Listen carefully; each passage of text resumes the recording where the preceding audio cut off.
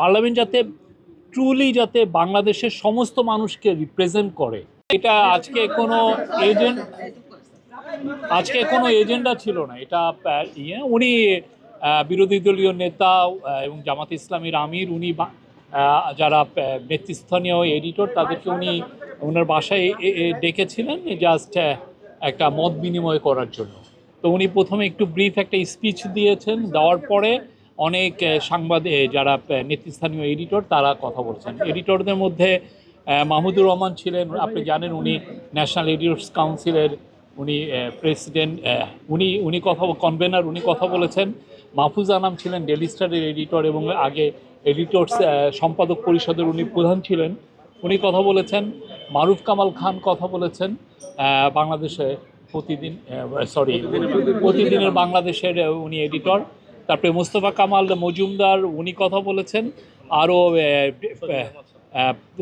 প্রথম আলোর পক্ষে কথা বলেছেন সাজ্জাদ সাহেব, ওনাদের নির্বাহী সম্পাদক। তো এটা একটা প্রাণবন্ত একটা ডিসকাশন হয়েছে এবং সবাই তাদের প্রাণ খুলে বলেছেন যে বিরোধী দলের সোফার বিরোধী দল কি করছে এবং তাদের কি করা উচিত, মানে কনস্ট্রাকটিভ কিছু ক্রিটিসিজম এবং অ্যাডভাইস পুরোটাই ছিল।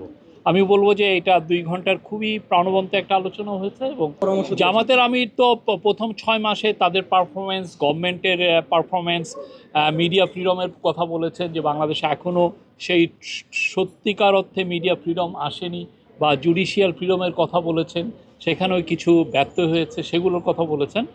আর তার পার্টির পারফরমেন্সের উপরে হাইলাইট করেছেন। আর সম্পাদকদের তরফ থেকে বারবার বলা হয়েছে যে যাতে যেই আমরা এর আগে দেখেছি যে সরকার যেরকম ফেল করেছে, সরকার আপনারা দেখেছেন আওয়ামী লীগের একটা মনস্টার হয়ে গিয়েছিল, একটা ফ্যাসিস্ট অটোক্র্যাটিক গভর্নমেন্ট তারা এস্টাবলিশ করে, তারা বিরোধী দলের কোনো স্পেসই রাখে নাই, তাকে রাজনীতিই করতে দেয়নি।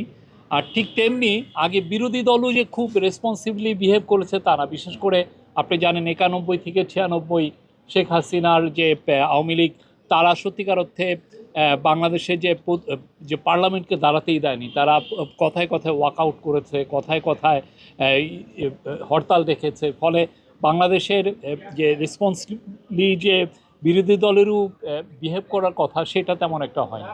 তো এখন সবাই এইটার দিকে বলেছেন যে যাতে পার্লামেন্ট যাতে সেন্টার অফ অল অ্যাক্টিভিটিস হয়, পার্লামেন্ট যাতে ট্রুলি যাতে বাংলাদেশের সমস্ত মানুষকে রিপ্রেজেন্ট করে, সেটার দিকে সবাই একইভাবে সুরে কথা বলেছেন। প্রত্যেকটা এডিটরই এই কথা বলেছে।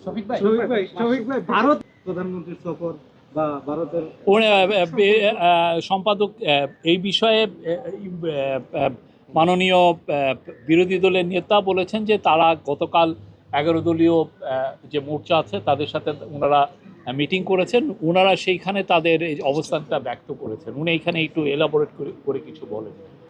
প্রথম আলোর নির্বাহী সম্পাদক এই বিষয়ে 2-1 কথা বলেছেন জামাত ইসলামের পার্টির সম্পর্কে বা ওনাদের একজন ল মেকারের সম্পর্কে। উনি কিছুদিন আগে প্রথম আলো বয়কটের কথা বলেছেন, সেটা নিয়ে কথা বলেছেন। আর বাস্তবতা নিয়ে খুব বেশি আলোচনা হয়নি। জেনারেলি সবার একটা হচ্ছে যে বাংলাদেশে এখন মিডিয়া ফ্রিডম যথেষ্ট এখন ভালো অবস্থায় আছে, খুব পারফেক্ট তো না, বাট যেটা আছে সেটা নিয়ে সবাই এক ধরনের আমি দেখেছি যে স্যাটিসফ্যাকশন।